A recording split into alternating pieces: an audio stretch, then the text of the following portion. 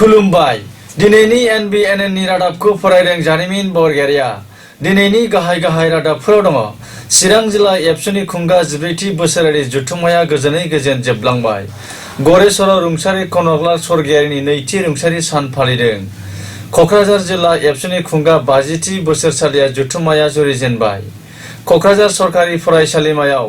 आमेरिकायाव थाहैनाय सानै बर' गेदेमाफोरा दावबायफैदों आरो थामथि दैजिं फोरबोनि बक्सिं गेलेनाय बादायलायनायखौ बेखेवनानै होदों BTCनि EM दनेश्वर गयारिया दानिया फैदो आबुं रादाबाव चिरां जिल्ला दुलाराय बर' फरायसा आफादनि खुंगा 14थि बोसोरसालिया जथुम्मा आरो सिडली चिरां दखरा एबसुनि 15थि बोसोरसालिया जथुम्माजों लोब्बा लाखिनानै सनाथि मायथाइ फालिनाय हाबाफारिया शुक्रबाराव गोजोनै गोजोन जोबलांबाय चिरां जिल्लानि सिडली चिरां दखरा एबसुनि सिङाव थानाय माइदांस्रि फोथाराव 26, 27 आरो 28 अक्ट'आव सानथामनि मेहेरगोनां हाबाफारिजों खुंफुंनाय सिडली चिरां दखरा एबसुनि सनाथि मायथाइ फालिनाय आरो चिरां जिल्ला एबसुनि खुंगा 14थि बोसोरारि जथुम्माया हाबाफारि बायदियै शुक्रबारनि फुंबिलियाव आफादनि फिरफिला बिरहोयो चिरां जिल्ला एबसुनि आफादगिरि खनीन्द्र बसुमतारिया मुंख्लंफोरनो बिबारजों मान बावग्रोयो चिरां जिल्ला एबसुनि बोसोनगिरि फनिन बर'आ मेरु रोंगौसा सायख' आनजादाव चिरां जिल्लानिफ्राय उथ्रिसार जानो हानाय सा 6 फरायसाफोरखौ बरायो आरो चिरां जिल्ला एबसुनि लेङाइ आफादगिरि रोसा ब्रह्मनि आफादगिरि मासि सामलायनायाव बिमा रावजों गुन गोनां सोलोंथाइ लानायाव फोरोंगिरि आरो फरायसाफोरनि बिबान आयदानि सायाव फरायसाफोरजों आरो फोरोंगिरिनि जथुम खुंफुंनाय जायो बे हाबाफारियावनो फुंखा सुबुं महरै बाहागो लायो CITनि लाइब्रेरियान डक्टर सांगां ब्रह्मजों लोगोसे सेलटेक्स बिफाननि गोजौ थाखोनि बिबानगिरि बिरबल ब्रह्मआ सिडली चिरां दखरा एबसुनि सनाथि मायथाइ फालिनाय हाबाफारि आरो चिरां जिल्ला एबसुनि खुंगा 14थि बोसोरारि जथुम्माजों लोब्बा लाखिनानै शुक्रबारनि सानजौफुआव चिरां जिल्ला एबसुनि आफादगिरि खनीन्द्र बसुमतारिनि आफादगिरि मासि सामलायनायाव खुंफुंनाय गेवलां मेलाव मेल बेखेवगिरि आलासि महरै बाहागो लायो ट्राइबेल संघनि गाहाय नेहाथारि आदित्य खाख्लारिया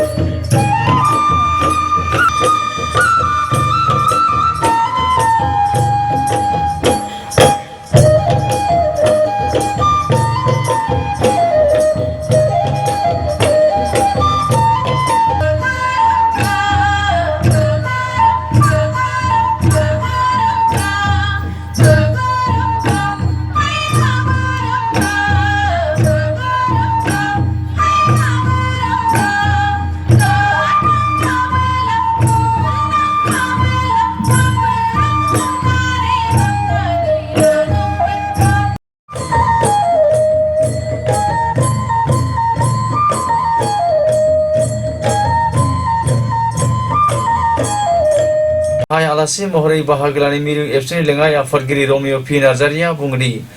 दुलाराय बर' फरायसा आफादा बर' हारिनि जेंनाखौ बोस्रांनो आरो बुहुमाव बर'फोरखौ गेरेमसा महरै फोथांनानै लाखिनो जेब्लाबो हाबा मावबोबाय थादों आरो इयुनावबो बर' हारिनि जिउ रैखाथि आरो थामोनथानि थाखाय हाबा मावलांगोन होननानै बुङो बे हाबाफारियावनो जर'खा आलासि महरै बाहागो लायो 15 नं BTC बियाबनि MCLA रोनगोरा नार्जारि MCLA मावथि ब्रह्म हाज'वारि निर्मल कुमार ब्रह्मजों लोगोसे बड'फा गोजोरथि आरो सोलायनाय मावथांखिनि क'अर्डिनेटर फनिन बर'आ चिरां जिल्ला ट्राइबेल संघनि मानगोनां आफादगिरि कुमार बसुमतारी 51 বছৰত ভৰি দিলে আৰু चिरां जिल्ला बर' साहित्य सभानि সেই অভিজ্ঞতা আমাক কৈছে যে मानगोनां आफादगिरि प्राणेश्वर बसुमतारी বড়োসকলৰ লগত বসবাস কৰা বিভিন্ন জাতি জনগোষ্ঠী বিভিন্ন ধৰ্মাৱলম্বীসকলৰ কাৰণে আমি এটা পৰিৱেশ আমি ইয়াতে 50 বছৰৰ অভিজ্ঞতা আমাৰ কিন্তু এপছৰ জন্ম আছিলে কাম কৰিবৰ কাৰণে যে বড়ো প্ৰতিষ্ঠা কৰাৰ কাৰণে ইয়াৰ ভাষা সংস্কৃতি কলা সংস্কৃতিক ই এটা উন্নতিৰ পথলৈ নিয়াৰ কাৰণে কিন্তু 50 বছৰৰ আমাৰ অভিজ্ঞতা সেই সময়ত আমাৰ যিটো সীমিত যিখিনি সীমা আছিলে সেই সীমাটো জাতিটোৰ ভিতৰত যিখিনি সীমা সেই সীমাটো আমি ক্ৰছ কৰি অসমত বসবাস কৰা গোষ্ঠীসকলৰ কাৰণে আৰু আজিৰ আমাৰ আজি সেইটোকে কৈছে আৰু অদূৰ ভৱিষ্যতে আমি তাকে আশা কৰিছোঁ যে নিখিল বড়ো ছাত্ৰ সন্থাই আমি আমাৰ লগত বসবাস কৰা আমাৰ জাতি Nirmal Kumar Brahma, যিসকল ধৰ্মাৱলম্বীসকল আছে বা আমি যিখিনি সমস্যাৰ সন্মুখীন হৈছোঁ Mangana, কেৱল বড়োসকল নহয়, আমি সকলোৰে কাৰণে কাম কৰাৰ কাৰণে আমি আগ্ৰহী আছোঁ। Janni Harimu, আৰু Maunai, আমি গম পালোঁ যে ৰাজকুমাৰ পৃথ্বীৰাজ মেছ নামৰ এগৰাকী গুজৰাট ব্যক্তিয়ে তেওঁ বড়ো কছাৰী মূলৰ বুলি গুৱাহাটী উচ্চ ন্যায়ালয়ত চাৰ্টিফিকেট ক্লেইম কৰি গুৱাহাটী উচ্চ ন্যায়ালয়ত তেওঁ গোচৰ তৰা 24 তাৰিখে তেওঁ 23 তাৰিখে গোচৰ তৰিছিলে 23 তাৰিখে গুৱাহাটী উচ্চ ন্যায়ালয়ত কাষ্ট চাৰ্টিফিকেট দিব দিছিলে তেওঁ অৰ্ডাৰ দিছে আৰু ডিচিয়ে কোনো ধৰণৰ চোৱা চিতা নকৰাকৈ তেওঁক এটা চাৰ্টিফিকেট দিয়া বুলি জানিব পাৰিছোঁ যিটো একচুৱেলি কাষ্ট ষ্টেটাছটো কোৰ্টে নিৰ্ধাৰণ কৰিব নোৱাৰে বিকজ ষ্টেট লেভেল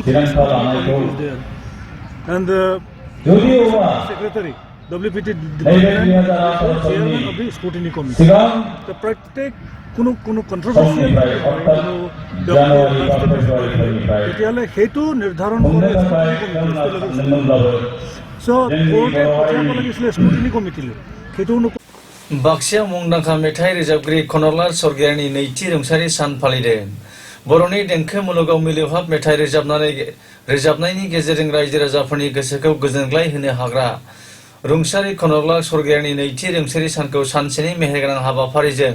बाक्सा जिल्लानि गरेस्वर PWD IB बांलायाव शुक्रबाराव खुंफुंनाय जायो। हाबाफारि बायदियै रुंसारि खनकलाल स्वर्गियारिनि सावगारियाव बिबारजों मान बावग्रोयो रुंसारि खनकलाल स्वर्गियारिनि अनजालि बिसि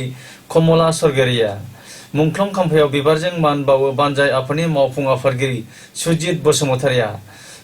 आरो फुंबिलिनि 9 रिंगायाव हारिमु बादायलायनाय हाबाफारिखौ बेखेवनानै होयो BTCनि EM महेश्वर बसुमतारिया बेलासिनि 2 रिंगायाव शरद देखानि मासि सामलायनायाव गेवलां मेलबो खुंफुंनाय जायो। गेवलां मेलाव बराय बिबुंथि होयो BTCनि EM महेश्वर बसुमतारिया बे हाबाफारियावनो गाहाय आलासि महरै बाहागो लायो बर' थुनलाइ आफादनि आफादगिरि थरेन बर'आ आरो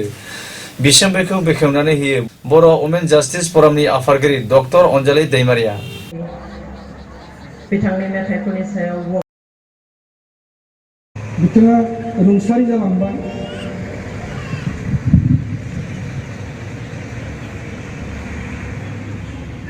बिथांनि समाव बर'फोरनि जिथुनाखि मोसानाय मुसुरनाय देंखो बा दिनै बर'नि हारिमु बेखौ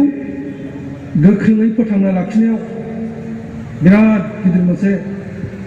बारहुंखा बायदि फोथारमोन।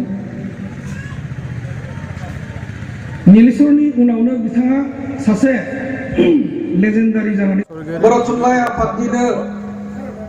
ভাইস প্রেসিডেন্ট পরিবেশনে এটা মানে সমাজত এটা মানিজাত কমলাকান্ত মুছাহাৰী আমি আশাবাদী আমাৰ ট্ৰাষ্ট কমিটিয়ে এনেকুৱা ধৰণৰ ঠায়ে ঠায়ে অসমৰ বিভিন্ন जोंजों लोगोसे दंबावो गोजाम মৃত্যু বাৰ্ষিকী পালন কৰাৰ লগতে মেথাই খনগিৰি খনকলাল স্বৰ্গীয়াৰীৰ যিটো নেকি গীত মাত আদা কালিৰাম কাৰণে তেওঁলোকে ব্যৱস্থা ল'ব আৰু নতুন প্ৰজন্মৰ এটা আৰু দিনैनि बे উৎসাহজনক এটা মেলাव মানে পৰিৱেশন যাতে পৰিৱেশ गोबां जायगानिफ्राय তাৰ কাৰণে মই আশাবাদী। क'क्राझार जिल्ला दुलाराय बर' फरायसा आफादनि खुंगा 50थि बोसोरसालिया जथुम्माया जुरिजेनबाय। क'क्राझार जिल्ला दुलाराय बर' फरायसा आफादनि खुंगा 50थि बोसोरसालिया जथुम्मा आरो फारगाव दखरा दुलाराय बर' फरायसा आफादनि खुंगा 32थि 2 बोसोरसालिया जथुम्माया दिनैनिफ्राय फारगाव गोजौ फरायसालिनि लांदां गेलेग्रा फोथाराव जुरिजेनबाय। 28, 29 आरो 30 अक्ट'आव सानथामनि मेहेरगोनां हाबाफारिजों खुंफुंनो लानाय क'क्राझार जिल्ला एबसुनि खुंगा 50थि 2 बोसोरसालिया जथुम्मानि गिबि साननि हाबाफारियाव थान्दै बादा बेखेवनाय गाहाय सायनासालि बेखेवनाय हाबग्रा लामा बेखेवनाय आरो जामुंसालि बेखेवनाय हाबाफारि मावफुंनाय जायो। क'क्राझारनि USA आव थाहैनाय सानै गेदेमाफोरा क'क्राझार सरकारि फरायसालिमायाव दावबायफैदों। क'क्राझार सहरनि बागानसालियाव थानाय क'क्राझार सरकारि फरायसालिमायाव शुक्रबाराव गोबाव समनिफ्राय USA आव साख्रि मावहैनाय क'क्राझार सहरनि थागिबि किशोर औवारी आरो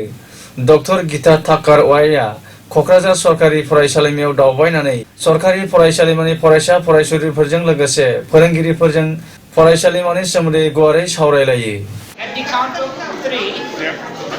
we'll say happy birthday. For me. You'll lead the song.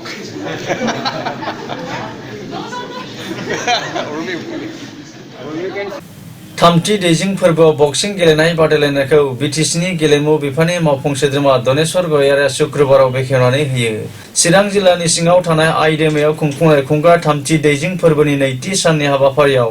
बक्सिं गेलेनाय बादायलायनायखौ शुक्रबाराव बेखेवनानै होयो बिटिसिनि गेलेमु बिफाननि मावफुं सोद्रोमा दनेश्वर गयारिया।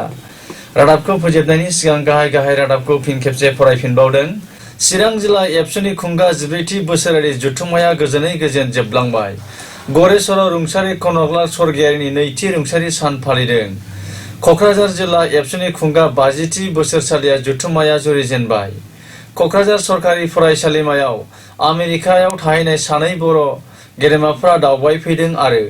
थामथि दैजिं फोरबोनि बक्सिं गेलेनाय बादायलायनायखौ बेखेवनानै होदों बिटिसिनि EM दनेश्वर गयारिया। बेजों लोगोसे दिनै रादाबा एसेनोसै। गोजोन्थों।